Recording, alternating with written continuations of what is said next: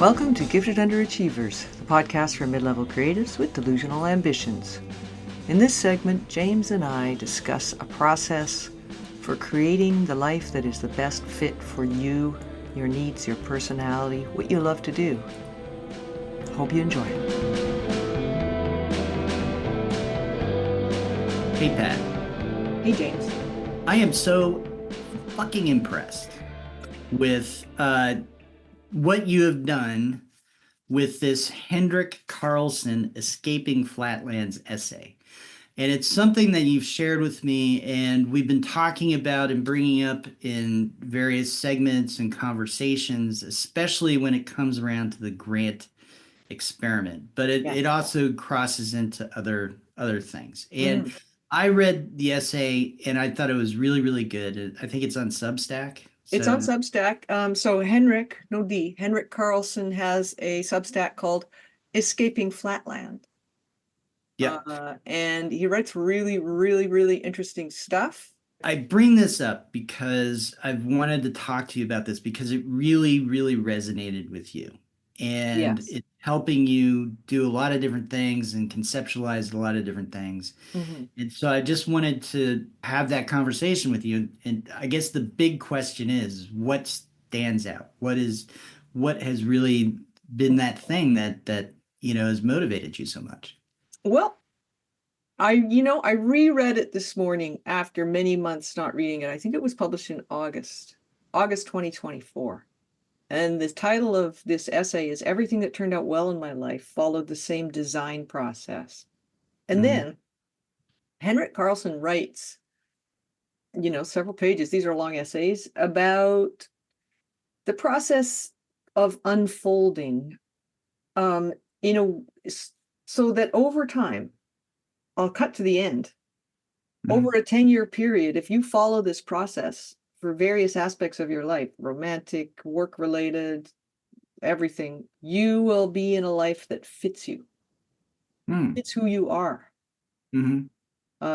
Because rather than setting goals or having a vision, you are doing more of what works for you and following certain principles and how you do those things where you use the context that's available to you. You find stuff out, you pay attention to the context in which things happen, and you speed up your rate of getting contextual information. So that, let's say, I'll take an example. Let's say you have this goal of being a doctor, right?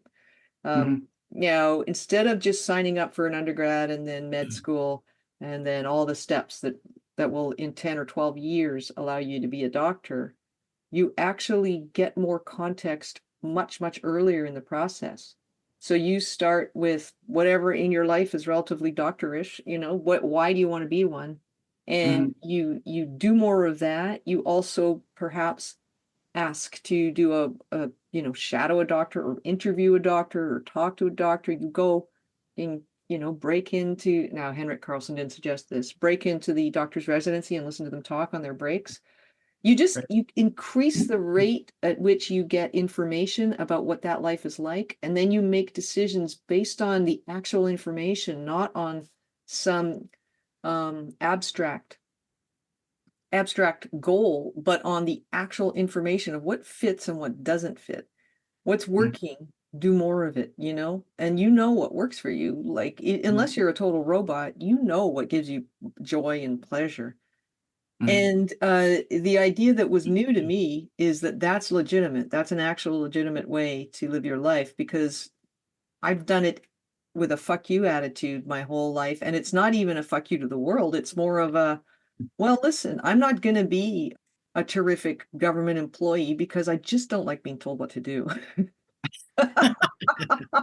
I just don't like it.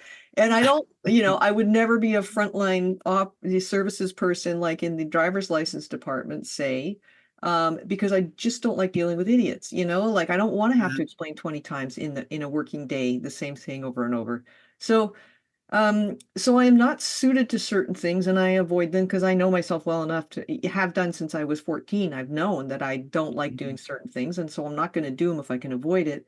The part that I had not been completely deliberate about was really getting the context quickly enough. And actually now, just thinking off the top of my head, the thing that's worked there have been mostly work related, in that I remember I was a temp for years because I didn't like committing to Mhm. working in the same place all the time. So I office temped. And one of my placements was at an international development bank conference held in my hometown, which is Vancouver.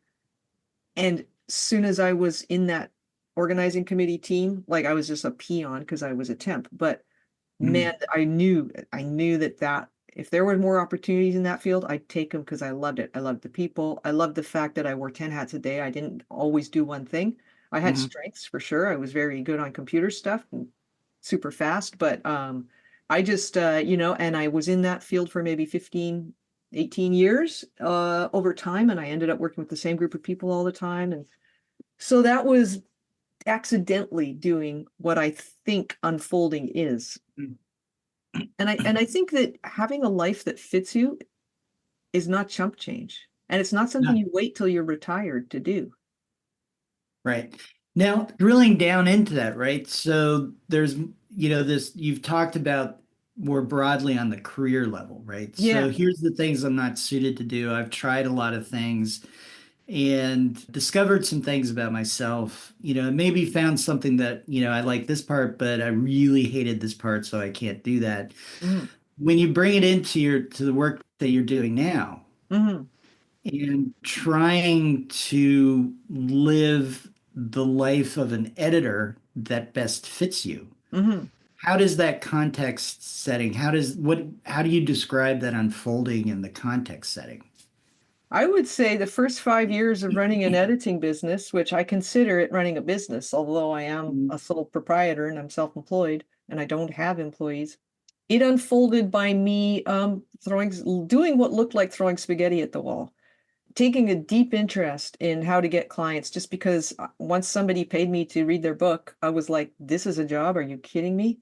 And then realizing that there was this whole aspect of working one-on-one with people that I had to design a system for, basically, in Mhm. order to work with as many people as possible in the first 2, 3 years without burning out. So I worked on all genres. I did all kinds of stuff. I only worked initially I worked on anything, Mhm. and then I didn't, because I realized, well, okay, I'm best suited to stuff that really grabs me. So I don't have to take everything on. I was getting busier, that kind of thing. But Mhm. I think it helped me understand or create a fit with my editing work, which is 80% of my income. It helped me do that because I did, just unconsciously, I guess, without knowing I was doing it. I did gather context like a maniac for the first 5 Mhm. years. That's just my nature, when I get into Mhm. something, I'm kind of weird about it. I read everything. I get books out of the library. I talk to people, I go to conferences. It's like I was doing what he suggests, and maybe that's why his essay resonated with me. Mhm. Yeah, no, I think it may be the experience of a lot of people, when they find the thing that really kind of triggers that interest, that Mm, they dive into that kind of context seeking and learning more about it. And I also get, because your description of finding your way to editing and then finding your way through editing, and moving forward and building a business and your creative work was really very much about following your intuition, your instincts, yeah, yeah, right? So this feels like what maybe is really capturing you is that this is a more systematic approach yeah, and a way to then turn and look forward yeah. and say, where do I go from here and how do I do that? I think so. There is sort of a step-by-step element to this essay that we're talking about. The other thing is that it provides a sort of an explanation of Mhm. why I am in this job, why I love it so much, how I feel lucky, and also it brings to life a couple of really important things. So one of the thing it brings to life is that the context is smarter than you. That's what it says. Ah, It holds more nuance and information than you can fit in your head. Collaborate with it. Okay. So, I think maybe it's important to clarify if, what does he mean by context, right? Yeah. Like it feels like and maybe we need to ask him, so be a good interview for us. But context, it sounds like could be really everything you need to know in order to determine is this the way forward, or is it something more than that? It is that, and I feel that it might also be something more than that. So you pay attention first, but to get the fit that you're going for in the end, which is not necessarily, so you can't see that from where you are when you start. Let's say you take Mhm. 10 years, so let's say you give yourself 10 years and you say, well, by the end of 10 years, I'm going to have a life that really fits me. So the steps are you pay attention and you pay particularly the attention to things you like to do, and you Mhm. find ways to do more of that. You make it easy for interesting people to find you, Mhm. and then you hang out with them. You do Okay. projects together. Now, I guess it's then up to you how you go about making yourself easy to be found by interesting people or how to connect with interesting It's people. actually linked because he wrote another essay on that. Ah, So okay. that point itself is linked to another essay called A Blog Post is a Very Long and Complex Search Query to Find Fascinating People and Make Them Route Interesting Stuff to Your Inbox. Oh. Recommend. So anyway, Yeah, Substack is, you can look at technology, right? And yeah. internet, it's all about trying to find interesting people and put yourself out there so they can find you. So, Kind of. It's to have a conversation. And I think you can pick any milieu. I guess it would be easy to say, I'm going to pick everything. I'm going to go to this. I'm going to go to that. I'm going to that. If you're mhm, an in-person person, go to in-person stuff in your town that you're interested in. And mhm, then, I don't know, be friendly, I guess, like actually be curious, pay yeah, attention. Pay attention yeah, is the main thing. And then you keep iterating. You pay attention to the context every time. Every time you get involved in what you're doing, you pay attention to the context. You remove things over time that frustrate you mhm, about. So let's say I still work with novice writers, but the conditions have to be pretty specific for me to do it. mhm, I want people with realistic attitudes about what it takes to get published and what it takes to learn how to be a good writer and write a good book. So mhm. I don't want delusional ambition in my working life, except for this podcast. So you remove anything that frustrates you. So that's when I said about 5 years in, okay, I don't need to work with anybody at this point. And I have a sort of a mental red flag list of things that make me realize that somebody really has not done any context gathering of their own about what the writing world is like. And I just don't work with those people because there are people who like to work with them, and I'm just not one of them. So the fit is wrong.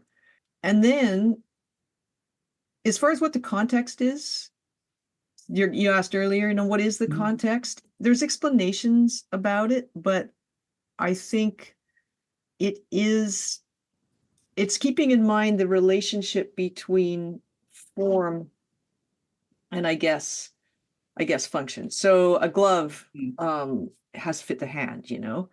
A relationship has to fit the personalities and needs. And I'm quoting from Henrik Carlson. This is not me talking. Uh, It fits the personalities and needs of the people involved and the resonances between them. So it's very, very specific. An essay is good, and I kind of love this, if it fits the context made up of number one, the truth. mhm, So that right there is a big statement. Number two, the intellectual needs of the writer. You got to mhm, want to explore what you're writing an essay about. And number three, the reader's mind. And then to restate that, he says, the truer, so that's the truth, the more insight generating for the writer, and the more resonant it is for the reader, the better the essay. It's sort of almost an abstract explanation of an essay, but it allows you to kind of carve away everything that doesn't belong. You're not writing an mhm, essay for, oh, okay, does McSweeney's want this kind of thing? You write mhm.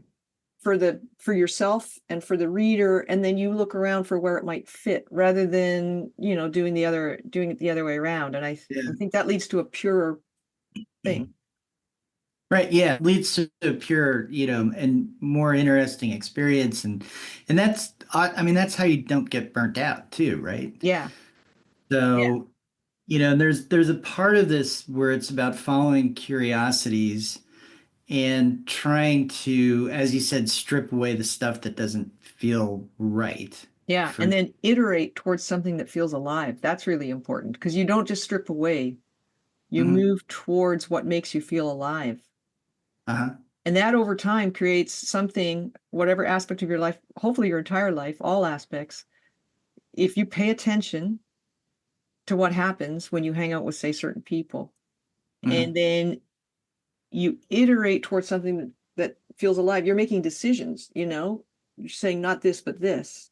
And then Mhm. over time, you will be in a life that fits you that you could not have planned from a Mhm. 10 years earlier point. You couldn't have planned it because you don't know what's going to happen. You can Mhm. only get to that by paying attention to the context. And the context, as he says, is smarter than you. Right. Right. He's got all kinds of, well, not all kinds, like 4 or 5 bullet points, things that can stop you from using Mhm. context is the bundling things when you think.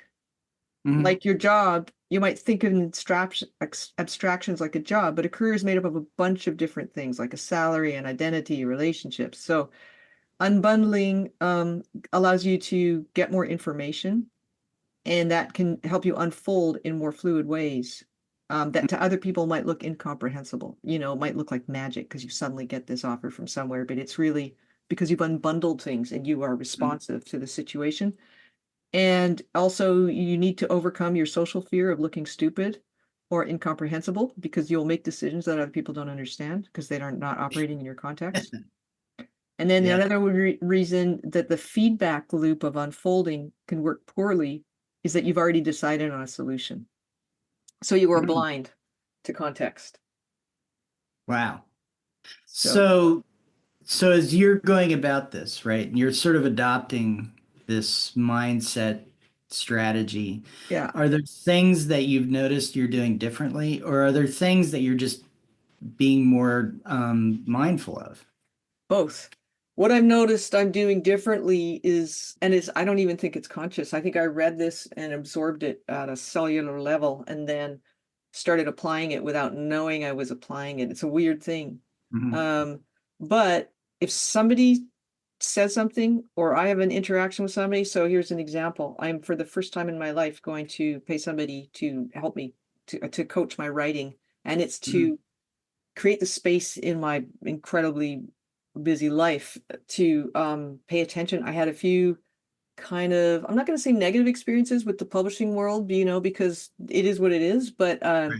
things that, put up these artificial roadblocks in my thinking about how possible it was for me to write the book I want to write. But the thing, I'm paying very close attention to every interaction we have unconsciously. And one of the things in our last interaction was I filled out a questionnaire, and one of the questions was, what are you going to not do so you can make room Mhm. for this 3-month Mhm. arrangement? It's a 3-month arrangement, and I don't expect to get a whole book written in that time period, but I want to submit 10 pages a week. So Mhm. that's 120 pages. And it's not about the feedback. I want kind of curious feedback and I want tough feedback, but I don't want Mhm. to change the form that the book is planning to take because I learn what I'm writing by writing it. Mhm. So yeah, so it's very specific. And when she asked that question on the form, and the coach is a woman named Shalene Knight. She's actually Canadian, and it's through her website, Breathing Space Creative. So I'll put that in the show Mhm. notes. But when I had to really think when she asked that question, because I have a tendency to go, I can still do it all, no problem. Right. And then it's not that I drop balls, it's that I burn out. So Mhm. I had to be pretty specific about what I was going to drop to make room to meet the deadlines. And I did actually find it was a bittersweet moment to say, oh, for 12 weeks, I'm going to delay that project. Right. I'm not going to Right. do that. That's hard for me. I like to start stuff. Maybe because I'm an Aries. I really like to get going on stuff, but I had to prioritize. And so a couple of babies that I want to have are going to not come out till later this year Right. or early next year. And that's, you know, it's a decision. Like it's a say goodbye to this because I want this more, this Mhm. other thing more. Wow. And yeah, so that's really interesting. And going from either unconsciously trying to just do everything, and I have all these things I want to do, and I'm just unconsciously trying to do them and not achieving them, Yeah. right? Or And achieving then, some, but at the cost, you know? yeah, and then yeah, achieving some because for whatever reason, maybe they're easier or life is sort of programmed that way that you can achieve those, but not really achieving the stuff that you really want. Yeah, And so part of this context is literally the context, right? So exactly.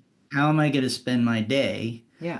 be able to accomplish this thing that I want to accomplish? And Yeah. then I guess you can even go another layer deeper in that you're going to find stuff in that process that doesn't, get you going, that Yeah. that feels that raises that sort of either oppositional or avoidance piece. Exactly. Yeah. And so, yeah, so you've got to, so it's constantly, whittling away without whittling down, Hmm. the stuff that's getting in the way, finding the stuff that really feels right Yeah. for you to do. And so, have you been able to find that time and find that process Well, that you know, the right, I guess the right, have you found the right context or is that still unfolding? it's still unfolding. I start the 3 month thing on March 4th. That's my start date. Mhm. And so I was really happy to get that questionnaire. You know, she's got a really great process. She's got a really strong container for what she's giving people. And so that questionnaire allows me to plan ahead for March 4th because it's only January 30th. So I have a month to kind of like figure out how I'm going to mothball some stuff that I already started. And it's just for 12 weeks. It's not for forever. And maybe at the end of that 12 weeks, I'll have a really strong relationship with my novel and I'll want to mothball them for another 10, 12 weeks till I finish the draft or whatever. So that is context. And also, I think the fact that even in this really dreadful week I'm having with my mom in the hospital and a lot of turmoil and chaos, and I had until February 7th to complete that questionnaire for Shalene. I chose to do it in lieu of doing something I could have done that would have made me money because that's where the energy was. Mhm. I was not going to give that up, and I just wanted to. So I spent like 2 hours on it because that's how long it took to do. Um, and I'm glad I did. It moved something in my heart forward, you know, something I'm like kind of yearning for. It moves that forward. And Yeah. I can send the name of a cover designer to 5 clients, you know, like Mhm. tomorrow or from the hospital, but I can't do that questionnaire except when I feel like I have 2 hours to spend on something. Right. To sit and think Yeah. and Yeah, so I gotcha. even, you know, even with the podcast here, like I could have been editing my video, but I'd already told you I couldn't, and I used Mhm. that time to do this thing because my Mhm. novel is really top of mind, you know? Yeah. Yeah. No, I think that's great. And, we one of the things that we also talk about and, other people have talked about with us is, I have a jobby job. Yeah. So I'm a 9 to 5. Right. So they don't have a certain amount of flexibility. I feel like some people overestimate how much flexibility we have who Oh, do what true. we do, but certainly I'm very willing to admit that if you go to a 9 to 5 job, I have more flexibility Yeah. than so that context building for them to try and unfold into that better life has to happen after work, or is it also deeper than that where it's really questioning that work, and not everybody can just quit their job obviously, so there's a lot that has to go along with that, but Well, the unfolding, the way it's described in this essay is it is happening. This is not something you do after work. You know, you pay attention all the time to what Mhm. makes you alive. And maybe your job will change a little. Maybe you can't give up your job. Maybe it's more important to you that your kids can go to the dentist without you going bankrupt. Mhm. Um, but the that's not really, it's not that kind of, I know what my trajectory is and I'm heading for it, or I've always hated this job and there's nothing I like about it. It's more like, is there anything in this context that fits for me? And Ah. then, and then you do more of that. And what I found when I was an employee, which has been so many years I forget, but even when I Mhm. was a temp, I got stuff to do that people had been there way longer who were salaried employers would have loved to do with their time, because I was I was interested in doing Mhm. the interesting stuff, and I was comfortable with writing. And interesting stuff that requires writing skill can be scary for people, so they won't Mhm. volunteer for it, but then they see some temp who's been there, 2.5 weeks and doesn't even know where the can is yet, doing this really interesting project, and they're like, "Oh, I wish I'd done that, what about me? Why don't I get to do that?" Like, I'm not to me, but, it's like I felt it enough that I always kinda got, more responsibility than I got more responsibility than you would expect, because I Mhm. always wanted to know everything. And one of my kids is the same. One of her boss, she had a job at a retail, cross-country clothing store that sold, all kinds of, like, workwear equipment, including hospital uniforms and stuff and construction Mhm. worker stuff. And, her manager, within a couple of weeks, she was a key holder, so she could open Mhm. and close, and, she knew more about the product than people who just wanted to hide away from the customers and fold shirts, because she she wanted to learn about work boots and Carhartt Mhm. clothing and what's a better chainsaw pant, and, she just was really curious, and so that's stood her in good stead, and I can see that giving her more options as her life proceeds, you know? Mhm. Mhm. Does that make sense? So, yeah, no, absolutely. So if you've got the jobby job and you are looking more broadly, I want to improve, I want to feel better uh, I'll have a better fit with my work. and a better fit, then you find those things within your work that, energize you Yeah, and try and steer toward those, yeah. and obviously there's going to be stuff where like there may be competition because the stuff that energizes you is what energizes everybody else, right? It's Could like, be, you could be. know, all the kids go to the candy bowl, they don't go to the broccoli bowl, right? Yeah. And so you need to be a little bit more dynamic about that. And then I think too, thinking about this from the standpoint of just a creative generally, because we all reach these points where we feel stuck or just for whatever reason, we're not moving forward in the way that we want to. Mhm. So this provides a little bit more of a structured way to be able to listen to our intuition, Yeah. perhaps. Yeah. And to understand that there is nothing you can't do, let's say broadly speaking, there is nothing you can't do if you want to do it, um, Mhm. badly enough. Obviously, I can't become, prime minister of Canada. I don't want to, so that's handy. But even just to circle back, even in the context of a jobby job, there is fit for everything. I don't wanna be the PR person because I don't have the skill and I don't have the training, but I did feel adequate to organizing the sort of library, because I had worked part-time in a library when I was in university, and that led to other stuff, because then I could write summaries of the annual reports, and, I would Mhm. read them on my lunch break because I just thought annual reports were interesting and I could see how much bullshit was in them? So it's just not everybody is a front of house person. It's like the restaurant industry, everybody's got their Mhm. place, and Yeah. you can gravitate towards a place that other people that might not be that competitive, if that floats your Mhm. boat. Yeah. Yeah. I get the metaphor a lot. My joke with people is I'm a writer, so I've spent a lot of time working in restaurants. Yeah. And I never could be a waiter. I could never work front of house. I always Yeah. have to kitchen, right? And I Yeah. get and I've enjoyed those jobs, but Mhm. I've also recognized that I'm not somebody who's going to become a chef or, manage a Yeah. kitchen, something like that. Yeah. Even though and so more intuitively, I've guided myself to what gives me that positive vibe or positive energy of Yeah. working in a restaurant, even in those times where it's like, the writing stuff isn't working right now, got to pay the bills. Yeah. So I'm off doing that to cover for stuff.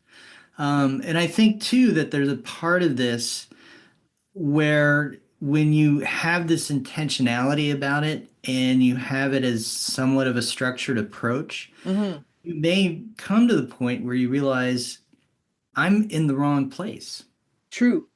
Yeah, right? absolutely. Yeah. And that's really, really scary because Yeah.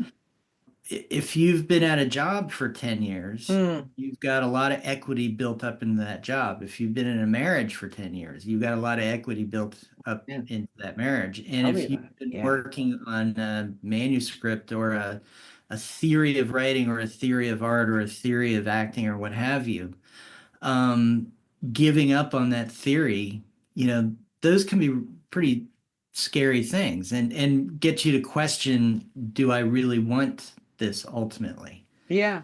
It's, You know? I mean, that's huge. Yeah, that's a really great. I guess I find comfort in the unfolding aspect because it is so incremental. You do move gradually away from one thing and into the next thing without while gathering as much context as you can about the direction you're moving in, so you can iterate towards what makes you feel alive on an ongoing kind of continuous basis. And so does that look like you're constantly deciding how you feel about stuff all day long? Kind of, a little bit, Mhm. and then the part about walking away from something, I thought I was going to edit for probably 10 years and then start doing something else. And guess what? That's kind of what happened. I mean, I am editing still, it's still a Mhm. large portion of what I do. So the something else has just turned into different conversations about books and publishing and editing and the creative life and stuff like that. And that's, I think if you're in a jobby job, it can't, there's less opportunity for you to find what you're going to segue to or what you're going to turn your attention toward if you hate everything about that job. Yeah. And Yeah. in that case, things like associations and, other ways of meeting people around your interests can be really helpful. Like, Yeah. Well, and this gives a very intentional, somewhat structured way when you reach that point and you go, you know what, this job just, it's not sustaining me in the mhm, ways that I need it to. You now have an approach to say, what do I do next, right? yeah, yeah. And it's really interesting. There's a book I'm reading now. It's called Cabin. The author's last name is Hutchison, Mm, and it's a big seller right now. And he basically buys a little tiny cabin in the Northwest, and it's run down, and he has no real carpentry experience. I mean, he's just like a suburban middle class guy, yeah. right? But he wants to be a writer, and so he's working as a copy editor, and he feels more like a drone, and he's feeling kind of lost. So that's what inspires him to go get this cabin. Cool. And as he goes through the process of refurbishing the cabin and building the deck and fixing the roof and all these kinds of things, and he's bringing friends into it, and he's finding peace when he's at the cabin. Mm, The book is about the cabin, him in the cabin, but really the sort of the underlying theme is him realizing that the job that he has and the goal that he has isn't really what he wants. yeah. And he comes to realize that he wants to work with his hands and he wants to have that experience of that he has of working on his cabin all the time. Yeah. And so it leads him into a career in carpentry. And then I don't know if this would be irony or just, karma working in a good way. Here he's got this huge, I don't know if it's New York Times bestseller, but I mean, it's been back ordered forever Amazing. book I'm so that, happy to hear that. you know, doing really great. And so, by following his instincts, and he certainly did not have this intentional path, No. but I guess you would say his unhappiness pushed him in that path. What got me into writing and editing and whatnot wasn't unhappiness. It was a desire throughout my life to do this and to live Mhm. this. So there's a certain intuitiveness that's already there that we already have, right? It's a skill, it's a tool that exists within our bodies and our minds. Yeah. And so it feels like this essay by Hendrik has really woken you up to your intuition and instincts and gut Yeah. in a way that's made it, overusing the word intentional, but more intentional, and where I think maybe you're recognizing when it's speaking to you more easily. I would say that's pretty accurate. Yeah. I never thought I was intuitive, but then when I look at the fit that my life is for me now, I think I was intuitive. I just didn't feel intuitive because I didn't know what it meant, really, I don't think. And I never had visions about what to do next. I just always wanted to do what I was interested in, and I didn't want to give that up. I felt that, yeah, no, that's not a privilege everybody gets. I can do this. And it was all kinds of different jobs. I mean, it's not like it was just this particular job, but in every work area and even in relationships, I'm a little slower at this in relationships, friendships, and so on, is to focus on spending time with the people who give me energy and Mhm. reduce the time I spend with people who deplete my energy. Mhm. And things like that, just all over the place. I don't know how to apply it to other aspects of life. I honestly don't, but I feel like it's something I'm going to be learning kind of on an accelerated program, Mhm. because as I get older, I realize I have less of this life to fit me. And Mhm. in a way, that's what writing my novel is about. It's basically a Frankenstein story, but the Mhm. doctor is also the patient. This person is reinventing themselves. And I think it's me trying to answer my own questions about what this essay means to me. Mhm. Like, how does a person apply that to their life in a way? Mhm. And showing that in a story where they're doing everything the wrong way for the first half, and then, the old three-act structure. But I just really feel like it's been a real boon to my way of thinking. Yeah. Yeah, So it's even there's even a role in within the creative process of absolutely. because I think one of the problems when I read my early writing when I was younger, I don't feel like it's necessarily bad. Like I'm not, kind of cringing at the sentences and, Yeah. not like poorly written or anything like that. But it doesn't feel as authentic to me as what I'm been writing, say, over the last 10 years, right? Yeah. And that was because I was experimenting. And I Hmm. guess maybe this is part of that finding the context, right? Yeah. So I was experimenting with different voices, different ideas, different thoughts, and maybe even trying to be some other writer, right? Like Hemingway-esque or that kind of Yeah, stuff. or Yeah. there's so many writers that I could point to, right? So like, Grace Paley's been a huge influence. So Oh there's God, I love her stuff. there's an author called David James Duncan, and he's written one book in particular that was incredibly important to me called The River Why. Hmm. And I think if I read it now, I might not resonate with it as much, but I got it at the right time, in the right place. There's another writer.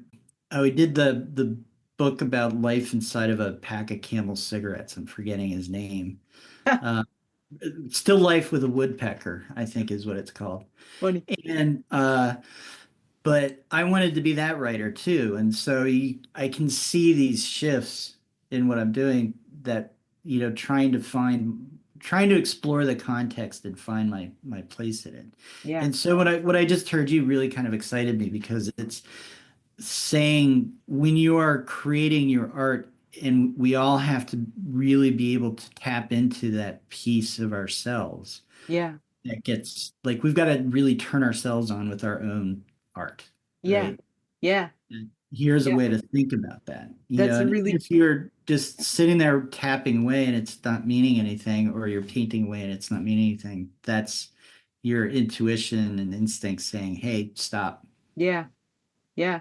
Go towards what interests you, what excites you. Yeah, what Mhm. feels right and gives you energy. And so I had an experience with the last two novels I've written. One I completed, one I stopped after 50,000 words, in that I was writing something that I felt I should be interested in. There was no reason why wouldn't be interested in. Maybe it was a Mhm. skill problem I was telling myself. And then I realized in retrospect, I didn't have the same level of curiosity that I do about the one I'm working on now. Like Mhm. this is that's what drives me to write is just to work something out. And if it's a good story, that's great. I have, usually Mhm. it can be, but if it's not a good story, at least I answered a question and for myself, and Mhm. came to some kind of deeper insight, which is kind of to head back to that part when Carlson was talking about the essays. What makes a good essay? It's getting that level of insight that is really matters to me with art. That's the only thing that matters. Yeah, yeah. Tell unheard truths. Yeah, and the whole point of gaining skills so that you can write effectively or paint, paint effectively is so that you can express that insight, not as Mhm. an insight, but as a story or a painting or Wow. something. Wow. I love that. I love that. And that speaks to, so we're talking to the name of the podcast, mid-levels. We say delusional ambitions, but really it's about people who are at the mid-level trying to find their way up to the next rung Mhm. and achieve goals. And so what you just said speaks really directly to that, I think. Yeah, I wish I could remember what it was, but anyway, I'll listen to it later. Speaking more broadly about that, I think we're always looking for ways to get to the next level. And there's those lucky people who it just happens, perhaps. Maybe that's bullshit, but you've got to incorporate some intentionality to it. And we've gotten to where we are based on instincts and skill and learning and context setting and unfolding and And a kind of a voracious curiosity and hunger for whatever craft we are engaging with or art we're engaging with. And so I think, when you talk about the next level, we have to define that it's different for everybody. Like my next level is making this novel I'm working on or making this, life I want to really fit me, which already fits me to a larger degree than I would have thought possible. To making that happen is it's not really about um the money. It's about the fact that I have to do it. I only have this one life. I don't have another one in my back pocket. And this is why I'm here. So I don't want to fuck around. well, and And I remember, at the beginning when we were talking about goals, you were saying Booker Prize, and now I know, hasn't it you changed? brought it down to write a really good book that really speaks to you, right? Yeah. Yeah. It is amazing how that's changed. That's context, and the next level will be for everybody something different. And it might well be financial and they might see a roadmap to there and that roadmap might interest them a lot. So it's not to Mhm. discount that aspect. It's just to say that's not where I personally am at right now. Yeah, yeah, yeah. To each their own, Yeah, yeah. And this could be a delusional ambition to write this book, but I don't think so because this might like No, my seventh novel. So there's no way I'm not going to write no, it. no, no. Delusional ambition is, thinking I'm going to win the Booker Prize in a week, right? Yeah. Yeah. Doing your red carpet outfit, with what you Yeah, got in your yeah, closet, because it's going to yeah. happen tomorrow. I put my tux on after 6 p.m. every day just because that call's coming. I know it. And the limo's going to be waiting to drive you to the airport.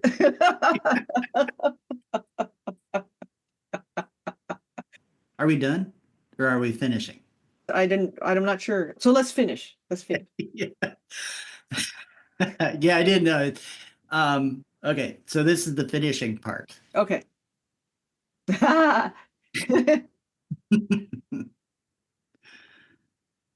All right, that's it. Good talk. Thanks for coming out. We're firing our writer, buddy.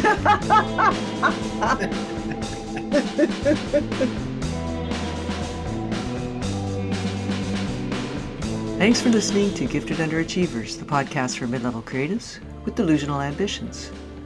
What do you think? Have you tried unfolding? Do you like it? Has it gotten you places you would never have thought to get without it?